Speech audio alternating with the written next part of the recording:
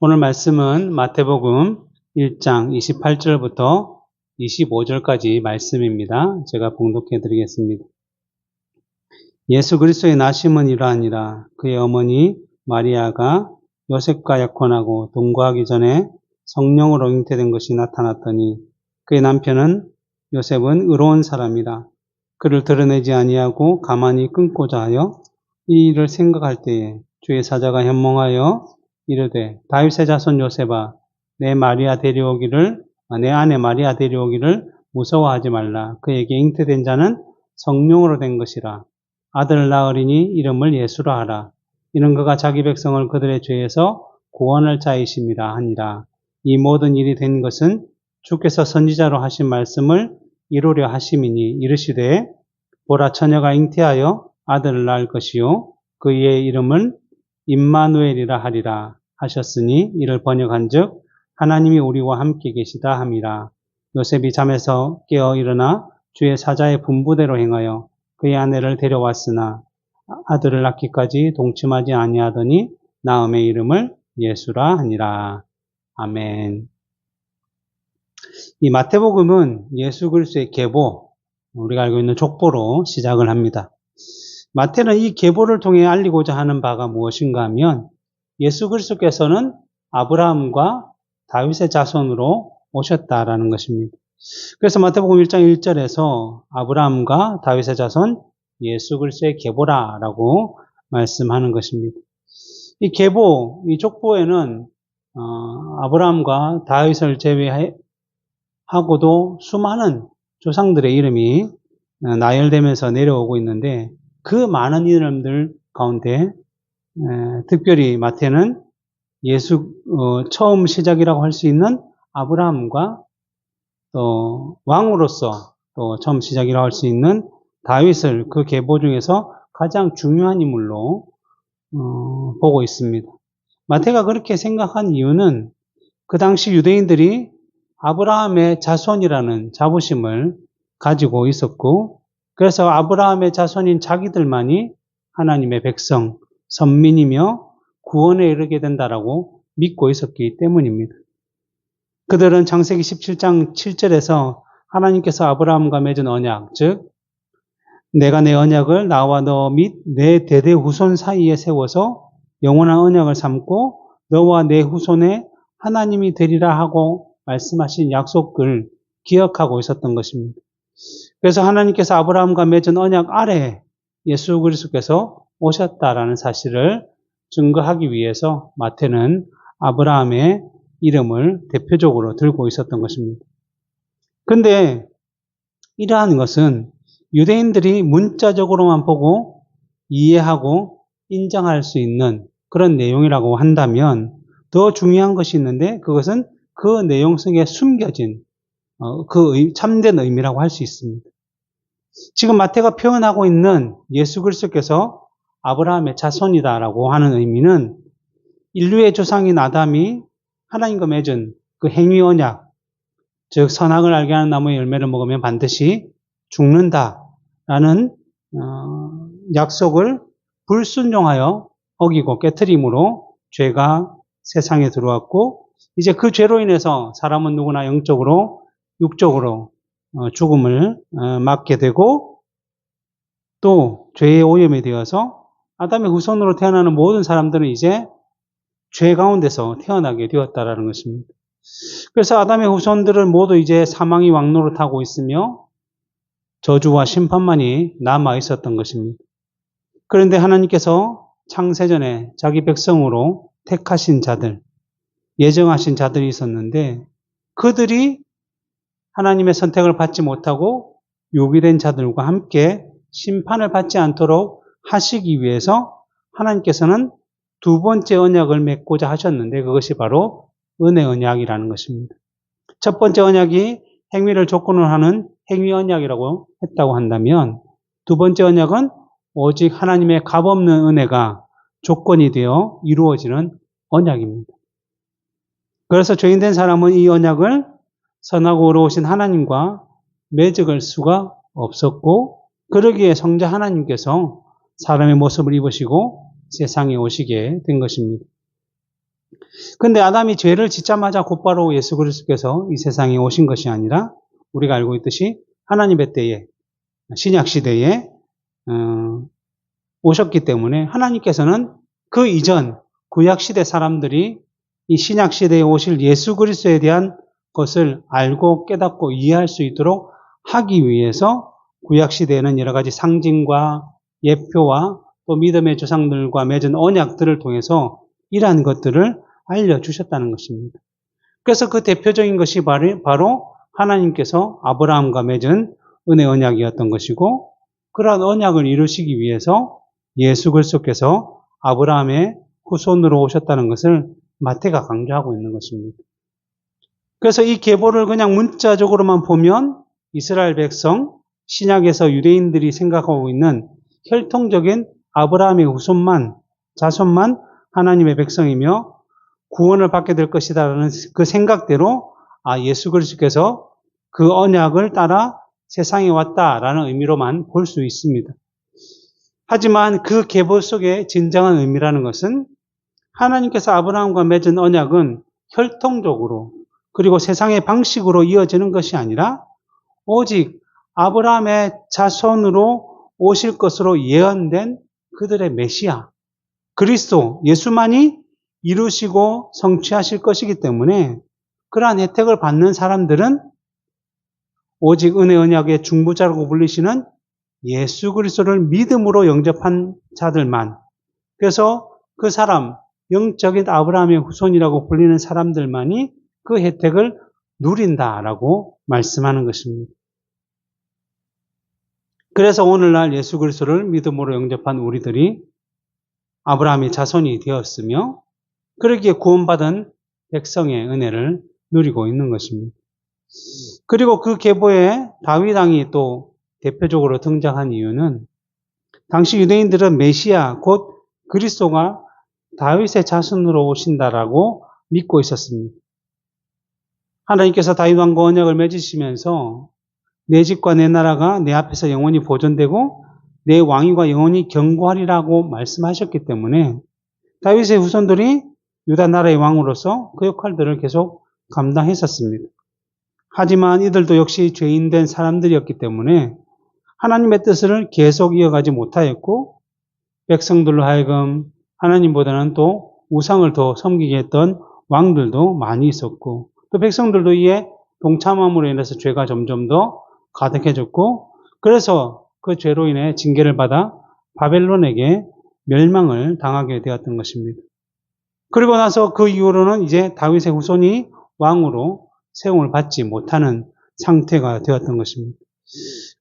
그러기에 그들의 죄로 인해 끊어졌던 하나님과 다윗과의 언약을 다윗의 자손으로 오신 메시아이신 예수 그리스도께서 그 왕위를 영원히 이어가실 것이라는 의미로 다윗의 자손이다라는 것을 대표적으로 표현하고 있는 것입니다. 그러기에 이처럼 마태는 예수 그리스도의 계보에 대표적으로 아브라함과 다윗의 자손이라고 표현한 것은 하나님과의 언약을 이루시고 또 자기 백성의 영원한 왕으로서 그들을 지키고 보호하시며 구원하시러 예수님께서 오셨다라는 사실을 증거하기 위해서 아브라함과 다윗의 자손이다라고 대표적으로 말씀하고 있는 것입니다. 그리고 이제 이러한 계보의 이야기가 끝난 후에 마태는 이제 오늘 본문을 보시면 오늘 본문 18절부터 예수 그리스도의 나심은 이러하니라라고 말씀하면서 예수님께서 세상에 태어나게 되신 내용을 이제 하나씩 말씀해 주고 있습니다. 그러면서 그의 어머니 마리아가 요셉과 약혼하고 동거하기 전에 성령으로 잉태된 것이 나타났다라고 말씀하고 있습니다. 여기서 요셉은 예수님의 아버지이고 마리아는 예수님의 어머니입니다. 그런데 아직 요셉과 마리아는 혼인은 하지 않는 상태이고 단지 결혼 전에 약혼을 한 상태이다라고 말씀하고 있는 것입니다. 오늘날에는 약혼을 하는 일이 좀 드물기는 하지만 그 당시 유대 나라에서는 약혼을 하는 일이 많이 있었습니다. 그래서 부모님이 어릴 때부터 서로 결혼을 시키기로 약속을 했든지 아니면 서로 좋아서 결혼하기로 약속을 했든지 간에 서로 결혼하기 전에 약혼을 먼저 하고 또 일정 기간 동안 이제 결혼을 위한 뭐 준비 또 몸과 마음 여러 가지 준비를 하고 난 이후에 이제 때가 되었을 때 결혼을 하고 함께 부부로서 살게 되었다는 것입니다. 그런데 이러한 약혼은 아직 결혼을 하지 않았기 때문에 완전한 부부라고 할 수 없지만 그 당시 유대 나라의 사회 통념상 약혼한 사람들도 이 사람들은 얼마 지나지 않아서 결혼해서 부부가 될 것이기 때문에 약혼을 한 상황에서 그냥 남편과 아내, 부부로 인정을 하고 있었던 것입니다. 그래서 오늘 본문에서도 보면 아직 요셉과 마리아가 약혼을 한 상태인데도 너희 남편 요셉, 아내 마리아를 데려오라는 표현들이 자연스럽게 등장을 하고 있는 것입니다. 이처럼 약혼을 했지만 요셉과 마리아가 아직 동거하며 함께 살지 않는 상태인데 이때에 마리아가 성령으로 잉태된 것이 나타났다라는 것입니다. 일반적으로 우리가 처녀가 아이를 가진다는 것은 상식적으로 있을 수 없는 일입니다. 왜냐하면 아이가 태어나기 위해서는 남자의 정자와 여자의 난자가 만나 수정해서 착상을 해야만 생길 수 있는 것이 일반적인 질서라고 할 수 있는 것입니다. 그런데 오늘 본문에 보면 분명하게 요셉과 마리아가 약혼을 하긴 했지만 동거하지 않았다라고 말씀하고 있고 또 누가복음 1장 34절에 보면 마리아가 천사에게 말하되 나는 남자를 알지 못하니 어찌 이 일이 있으리까라고 하는 그 반문적인 말을 통해서 마리아가 요셉뿐만 아니라 요셉 외에도 다른 남자와 관계를 맺은 적이 없는 처녀, 동정녀라는 사실을 분명하게 밝혀주고 있습니다.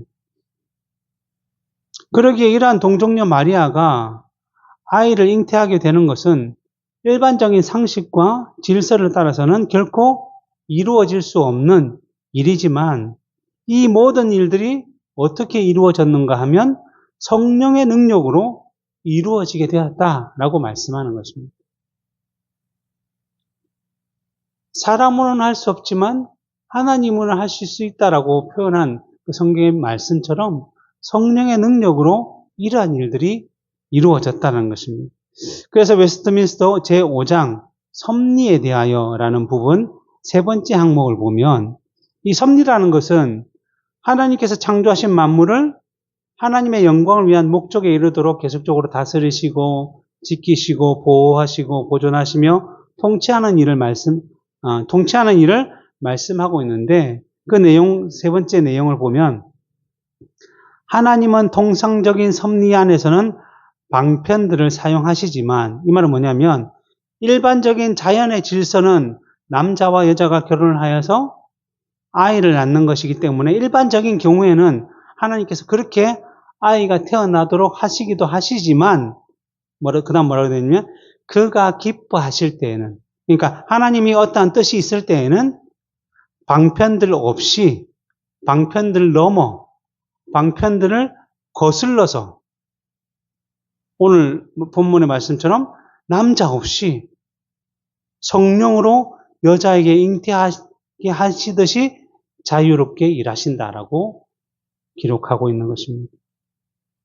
그러기에 예를 들어보면 우리가 알고 있듯이 해가 동쪽에 떠서 서쪽으로 지는 것이 뭐 일반적인 상식이고 어떤 세상의 사람들은 뭐 불변의 법칙이다라고 말하고 있지만 우리가 성경에서 히스기야 왕이 자신이 죽을 병에서 회복이 되어서 15년간 더 살게 될 것이다라는 선지자 이사야의 말을 들었을 때에 아니 내 죽을 병이 회복이 되고 15년 동안 더 살게 된다는 증거가 무엇입니까? 하나님께서 보여주실 징표가 무엇입니까? 라고 했을 때에 하나님께서 그러면 무엇을 원하느냐라고 물으셨고 그때 히스기야가 무엇을 요구했느냐면 해가 서쪽에서 동쪽으로 10도 정도 물러가게 해달라고 요구를 했다는 거죠. 그런데 하나님께서는 히스기야의 생명이 15년 동안 연장될 것이다라는 증거로서 실제로 해가 뒤로 10도 물러가게 해주셨다는 것입니다. 그리고 또 이스라엘 백성들이 가나안을 정복하기 위해서 아모리 백성들과 전투를 하고 있을 때 그들을 진멸시키고 물리쳐야 되는데 시간이 금방금방 지나가서 다 물리치지, 어두워지면 그들을 물리치지 못할 것 같으니까 여호수아가 해와 달을 멈추라고 명령을 하였고, 그것이 하나님의 섭리 아래 말씀해 보면 종일토록 해가 달이 중천에 떠 있었다라고 말씀함으로 아모리 족속을 물리칠 수 있었다라고 말씀하고 있는 것입니다.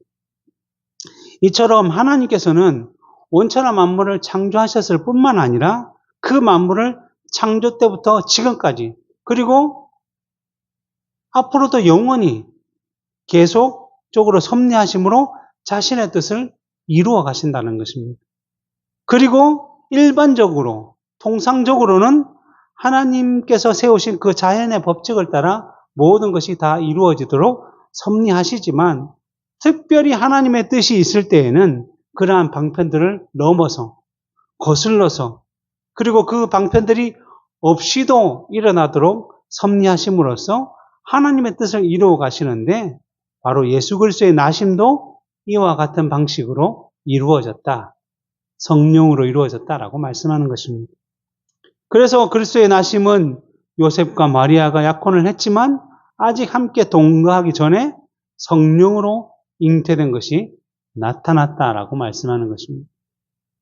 그리고 예수 그리스도께서 이처럼 동정녀의 몸에 성령으로 잉태되어 세상에 오셔야만 하는 이유는 우리가 지난 시간에 말씀드린 대로 아담의 범죄 이후에 자기 백성을 구원하시기 위해 원복음이라고 불리는 창세기 3장 15절에서 여자의 자손으로 오시는 분이 뱀, 곧 사탄의 머리를 상하게 하심으로 승리하실 것임을 하나님께서 약속해 주셨기 때문에 남자 없이 동정녀의 몸에서 예수 그리스도께서 잉태되심으로 말미암아 여자의 자손이심을 증명하고 있는 것입니다.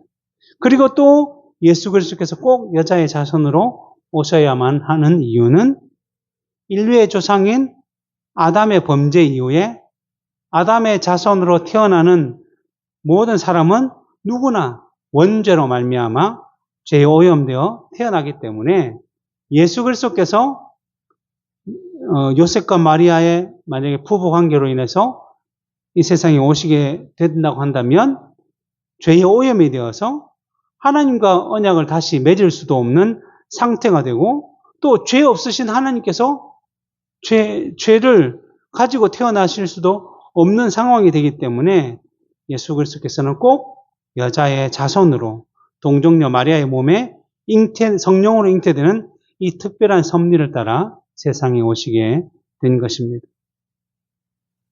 그런데 여기서 한 가지, 그렇다면 예수 그리스도께서 동정녀에게 태어나셔야만 했다고 한다면 마리아가 아직 요셉과 약혼도 하기 전에 성령으로 임신을 하게 되면, 약혼도 아직 하기 전에 완전한 이제 처녀일 때, 그 신분일 때 임신을 하게 되면, 오늘 본문 19절에 보면 요셉이 자신과 약혼한 마리아가 임신하게 되었다는 소식을 듣고 고민하고 걱정하다가 마리아와의 약혼을 파기하려고 했던 그러한 모든 어려움과 고민도 없었을 거 아닌가라고 생각할 수도 있는 것이죠.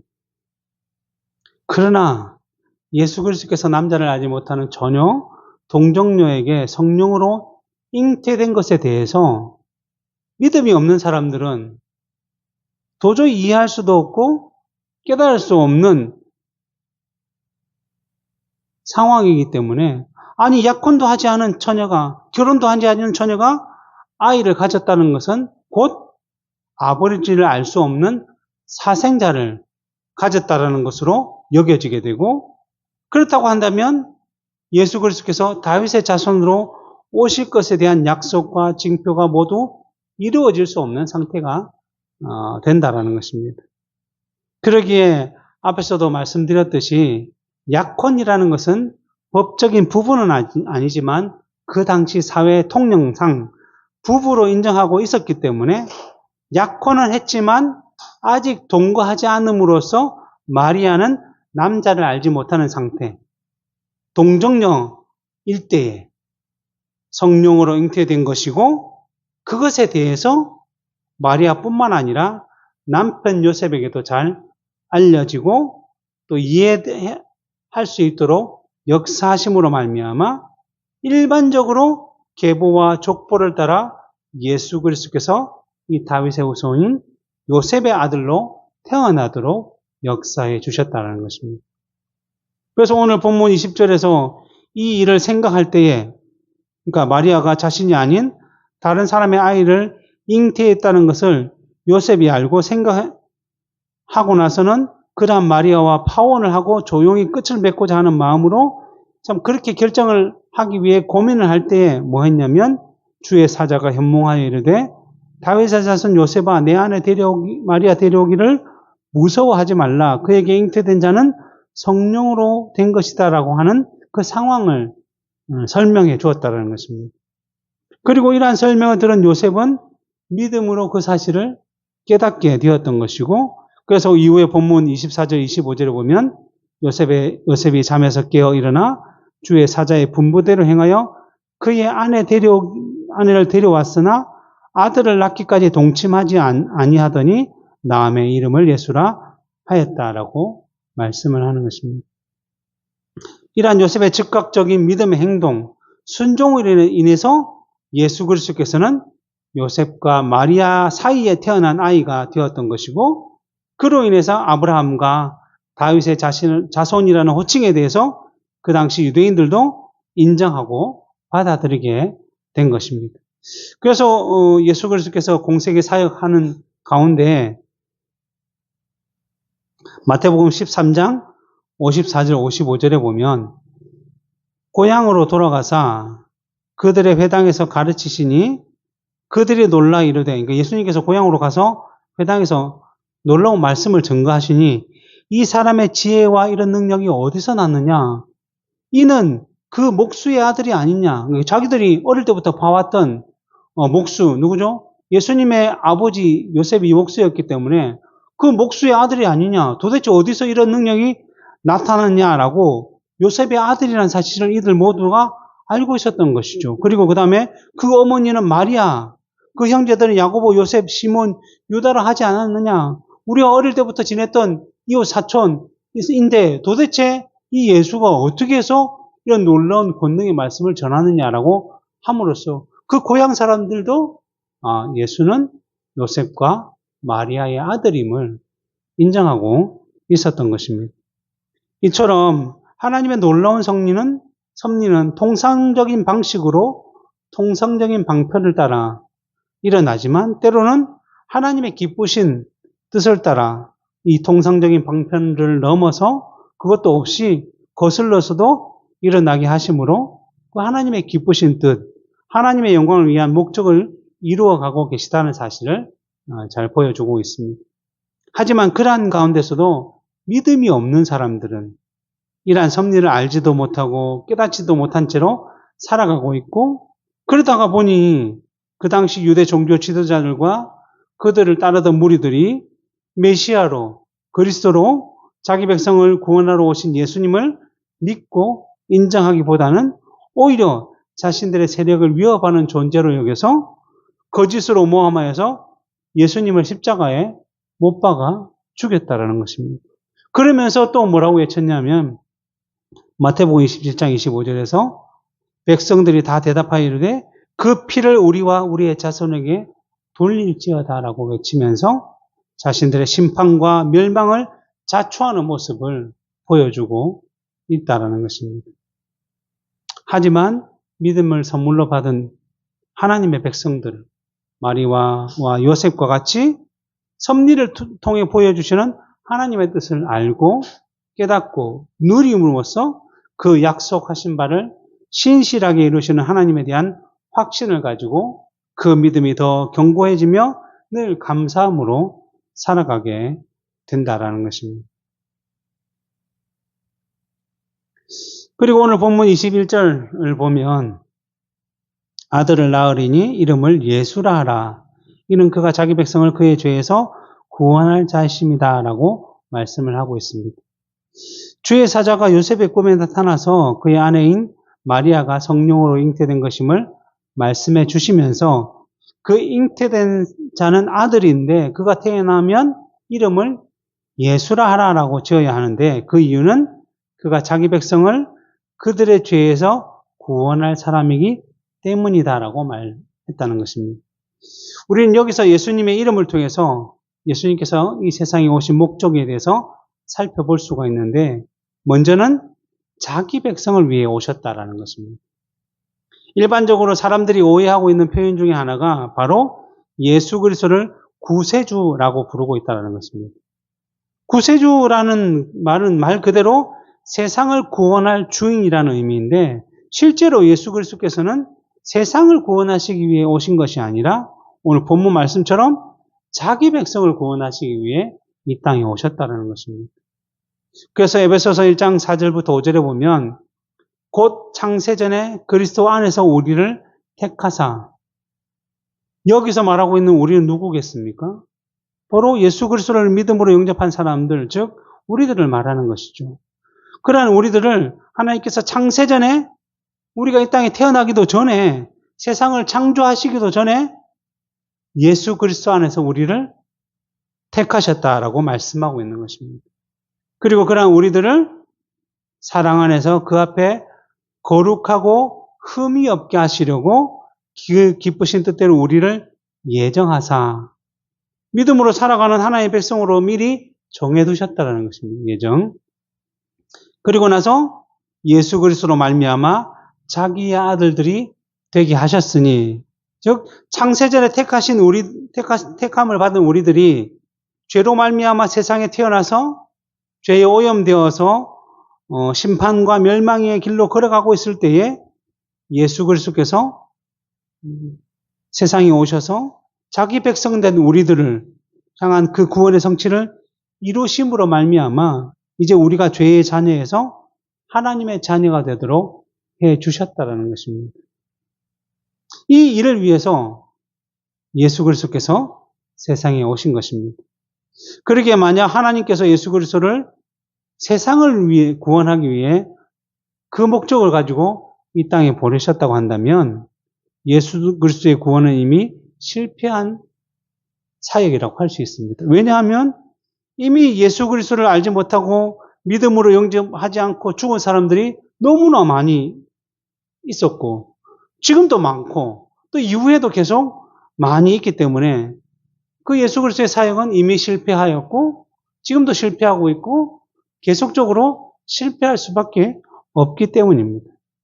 그렇다고 한다면 이처럼 실패한 구원사역, 그 복음을 누가 믿으려고 하겠습니까? 누가 실패한데 실패할 것이 드러났고 지금도 실패하고 또 앞으로 실패할 것에 대해서 누가 확신을 가질 수가 있겠습니까? 그러기에 예수 그리스도께서는 세상을 구원하기 위해 오신 것이 아니라 자기 백성된 자들을 위해서 구원하기 위해 오신 것입니다. 그래서 요한복음 6장 39절부터 40절에 보면 나를 보내신 이의 뜻은 내게 주신 자 중에 내가 하나도 잃어버리지 아니하고 마지막 날에 다시 살리는 이것이니라. 내 아버지의 뜻은 아들을 보고 믿는 자마다 영생을 얻는 이것이니 마지막 날에 내가 이를 다시 살리겠다라고 말씀하신 것입니다. 예수님의 사역은 하나도 잃어버리지 않는 결코 실패하지 않는 사역인데 왜냐하면 하나님께서 예수님에게 주신 그 백성들을 결코 잃어버리지 않고 구원시키고 그들에게 영생을 주시기 위한 사역이다라고 말씀하고 있기 때문에 예수님의 사역은 절대로 실패할 수 없는 사역이며 이것이 우리에게 놀라운 보증이며 은혜라고 할 수 있는 것입니다. 그리고 예수님께서는 자기 백성을 그들의 죄에서 구원하실 분으로 오셨다는 것입니다. 예수님 당시 유대인들이 기다리던 메시아 그리스도는 마치 다윗 왕이 가는 곳마다 승리하며 이스라엘을 승리로 이끌었던 것처럼 자기들의 현실의 상황과 문제를 해결해 주실 분으로 생각하고 있었다는 것입니다. 그래서 그 당시 이스라엘의 로마의 속국으로 이 로마의 지배를 받고 있었기 때문에 이러한 상황을 해결하고 나라를 좀 견고하게 만들고 지키고 보호할 인물을 메시아로 그리스도로 기다리고 있었다는 것입니다.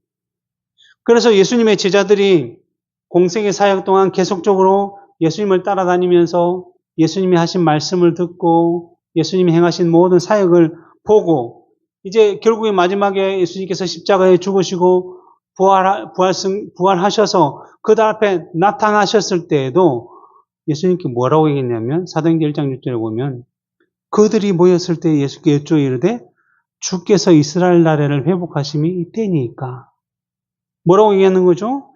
그 당시 유대인들이 가지고 있었던 그 현실적인 이스라엘을 회복할 것을 묻고 있는 이 모습을 통해서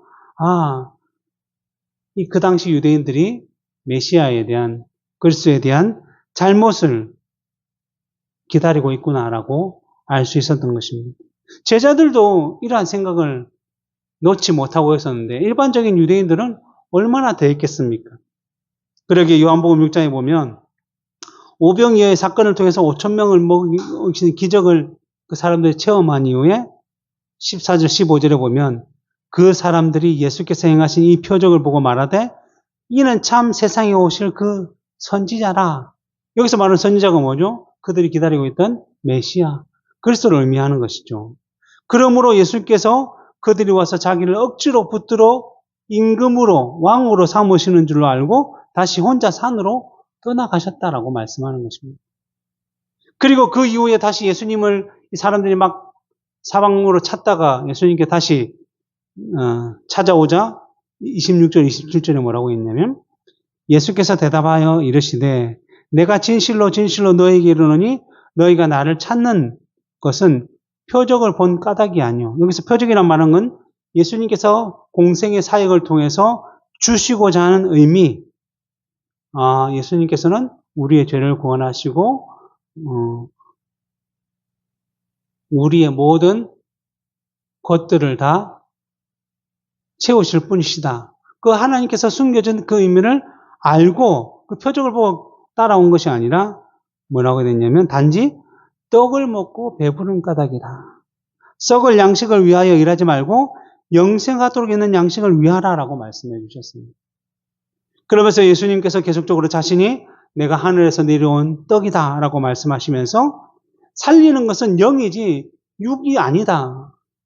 내가 너희에게 주고자 하는 것은 영적인 것이지 육적인 세상의 것이 아니다라고 말씀을 전하자 그 요한복음 6장 66절에 보면 그때부터 그의 제자 중에서 그러니까 예수님을 믿는다고 막 따라다니는 수많은 12제자 말고 뭐 70인 제자 또 수많은 사람들이 따라다니는데 그 제자 중에서 많은 사람들이 떠나가고 다시 그와 함께 다니지 아니하였다라고 말씀하는 것입니다.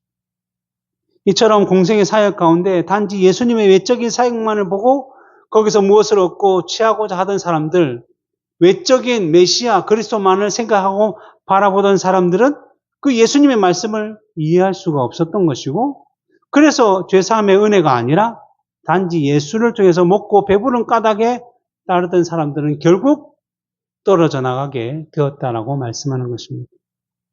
이처럼 예수님께서 공생의 사역을 통해서 여러 가지 병을 고치시고 이적과 기적을 행하신 것은 단지 그들의 현실의 문제를 해결해 주러 오신 것이 아니라 이러한 일들을 통해서 자신들의 영원한 문제인 그 죄를 해결해 주러 오신 하나님이심을 예수님께서는 보여주고자 하시는 것입니다. 그래서 마태복음 9장 6절에서도 보면 예수님께서 중풍병자를 고쳐주시면서 뭐라고 말씀하셨냐면 인자가 세상에서 죄를 사하는 권능이 있는 줄을 너희로 알게 하려 하노라라고 말씀하는 것입니다. 단지 중풍병자를 고치는 것이 특별한 능력으로 그들의 현실의 문제를 해결해 주고자 한 것이 아니라 그것을 통해서 죄를 사하시는 분이 바로 예수 그리스도이시다라는 구원자이시다라는 것을 보여주고자 한 것입니다. 그러기에 오늘날 마찬가지죠. 오늘날도 교회 안에서 믿는 자다, 그리스도인이다, 성도들 하면서 그들의 기도의 내용과 삶의 내용이 늘 세상의 현실의 문제와 세상의 어려움과 세상에 부딪히는 것만을 가지고 하나님께 나아가고 예수 그리스도께 나아간다면 과연 그들의 신앙은 무엇을 바라보고 있는지를 다시 한 번 더 점검해야 할 것입니다. 이와 같이 예수님은 자기 백성된 사람의 죄를 사기 위해 이 세상에 오신 것이고 그 혜택을 오늘날 왕 대신 예수 그리스도의 백성된 우리가 받는다는 사실을 기억하며 이 땅이 아닌 우리가 살아가야 할 영원한 본향인 하늘나라의 부활을 쌓는 삶을 살아가야 할 것입니다. 그리고 본문 22절부터 23절에 보면 이 모든 일이 된 것은 주께서 선지자로 하신 말씀을 이루려 하심이니 이르시되 보라 처녀가 잉태하여 아들을 낳을 것이요 그의 이름을 임마누엘이라 하리라 하셨으니 이를 번역한즉 하나님이 우리와 함께 계시다 함이다 라고 말씀하고 있습니다. 이 말씀은 이사야 7장 14절에서 그러므로 주께서 친히 징조를 너에게 주실 것이라 보라 처녀가 잉태하여 아들을 낳을 것이요 그의 이름을 임마누엘이라 하리라고 하신 말씀을 이 마태가 인용한 것입니다. 그 인용할 당시는 남유다의 아하스 왕 때였는데 이 아하스 왕은 하나님을 떠나 우상을 섬기던 아주 악한 왕이었습니다. 그런데 이러한 아하스 왕이 다스리던 때에 아람이라는 나라가 북이스라엘과 함께 연합해서 이 남유다를 공격하러 온 것입니다. 그러자 남유다의 백성들의 마음이 마치 숲에 있는 나무와 같이 바람에 흔들리는 나무와 같이 흔들리고 요동하게 되었는데 그때 하나님께서 이사야 선지자를 통해서 너희는 두려워 말고 떨지 말고 믿기만 하라. 그리하면 경고히 서게 될 것이다. 너희들을 공격하러 온 저들은 마치 연기 나는 두 개의 부치갱이 같이 그루터기에 불과하니 이제 곧 망하게 될 것이다. 그러니까 아람과 북이스라엘의 세력을 두려워하지 말라라고 말씀해 주셨습니다. 그리고는 그들의 믿음을 더욱더 돕기 위해서 위로나 아래로나 어떠한 징조를 내게 구하라. 내가 그대로 행해서 내 말의 진실함을 보증해 주겠다. 지금 내가 하는 말이 사실임을 알려주겠다라고 말씀해 주셨습니다. 그런데 그때에 말을 듣는 아하스 왕이 뭐라고 얘기했냐면 내가 어떻게 징조를 구해서 하나님을 시험할 수 있는가? 나는 아무런 징조도 구하지 않겠다라고 했다는 것입니다. 이 말은 아하스 왕이 정말 하나님을 믿고 신뢰하고 있기 때문에 징조를 구하지 않겠다라고 표현한 것이 아니라 그동안 우상을 섬기며 살았던 죄악으로 인해서 자신은 하나님을 믿을 수가 없었던 것이고 나는 하나님을 신뢰하지 않습니다라고 하는 것에 반정의 표현이라고 할 수 있는 것이죠. 그렇다고 한다면 하나님께서 이러한 아하스와 그 유다 백성들을 진노해서 심판하시고 징계를 내리셔야 하는데 하나님께서 그때 다윗과 맺은 언약을 기억하시면서 그들에게 오히려 은혜의 징조를 주셨는데 그것이 바로 이사야 7장 14절 그러므로 주께서 친히 징조를 너에게 주실 것이라 보라 처녀가 잉태하여 아들을 낳을 것이요 그의 이름을 임마누엘이라라고 말씀해 주셨다는 것입니다. 남유다 왕과 그를 따르던 백성들의 정말 완악한 불신앙과 죄악에도 불구하고 하나님께서는 언약을 맺은 자기 백성을 향한 선하신 뜻을 변치 않으시고 내가 너희와 함께 하겠다라는 약속을 철회하지 아니하시고 오히려 굳게 확인해 주는 징조를 주셨다라는 것입니다. 그리고 아하스 왕은 징조를 구하지 아니하였지만 하나님께서는 그들과 함께 하실 것이라는 은혜로운 약속의 가장 확실한 보증으로서 무슨 징조를 주시냐면 처녀로 하여금 아이를 낳게 할 것이다라는 징조를 주셨다는 것입니다. 이 말이 무슨 말씀이냐면 앞에서도 말씀드렸듯이 처녀가 아이를 잉태한다는 것은 인간적인 방법으로는 불가능한 일이지만 오늘 본문에서 왜 그것을 얘기하고 있느냐 하면 오늘 본문에서 말씀하고 있듯이 성령으로는 가능한 일인데, 그러기에 하나님께서 이런 징조를 주셨다는 것은 세상이 너희를 보호하고 지키는 것으로 할 수 없는 일을 하나님께서 하셨다는 거죠. 처녀가 아이를 잉태하는 일은 세상에서는 할 수 없지만 하나님께서는 하실 수 있듯이 내가 이것을 행함으로 말미암아 너희와 함께한다는 징표로 징조로 내가 주셨다라고 말씀하는 것입니다.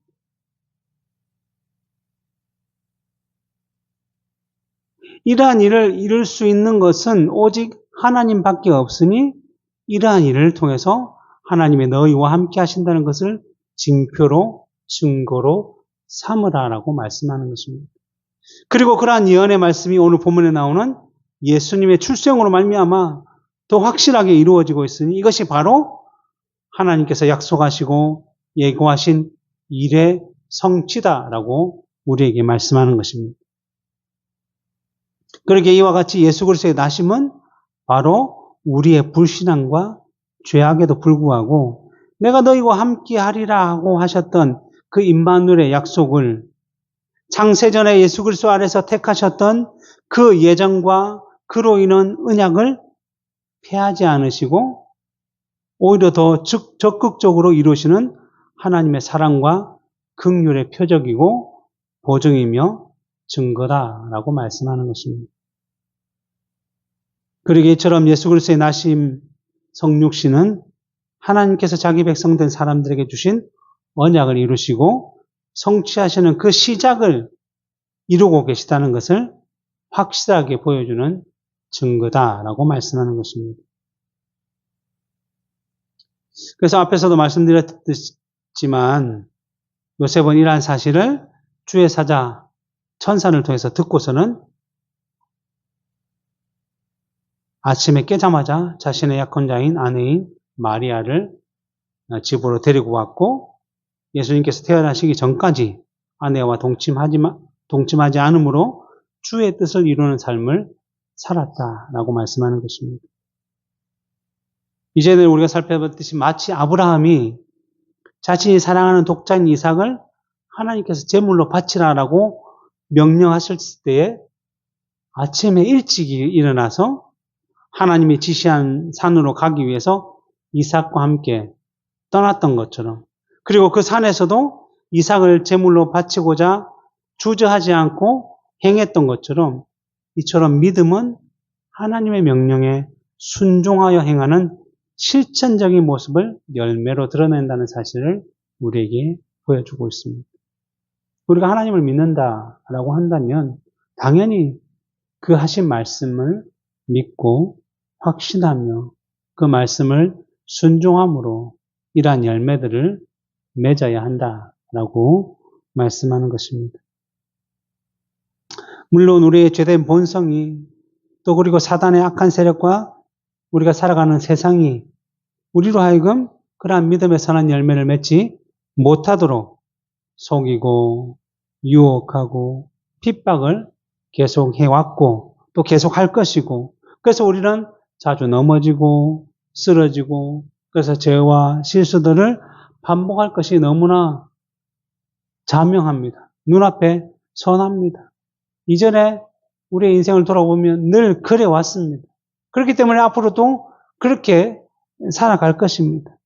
그러나 그러한 가운데서도 결코 사라지지 않고 없어지지 않는 것은 하나님의 뜻을 따라 이 세상에 성육신 하셔서 자기 백성을 위해서 죽으시고 부활하심으로 그들의 죄를 사하시고 영원한 생명을 주심으로 임마누엘, 즉 하나님이 우리와 함께 하신다는 사실을 확정해 주신 예수 그리스도의 놀라운 구원의 역사는 결코 변하지 않는다라는 것입니다. 이것이 바로 우리의 구원의 보증이기 때문에 세상의 어떠한 것도 이러한 예수 그리스도의 사랑에서 우리를 끊을 수 없다라고 사도 바울이 고백을 한 것이고, 이것이 바로 우리의 인생과 우리의 신앙의, 우리의 믿음의 참된 고백이 되어야 한다라고 말씀하는 것입니다. 기도하겠습니다.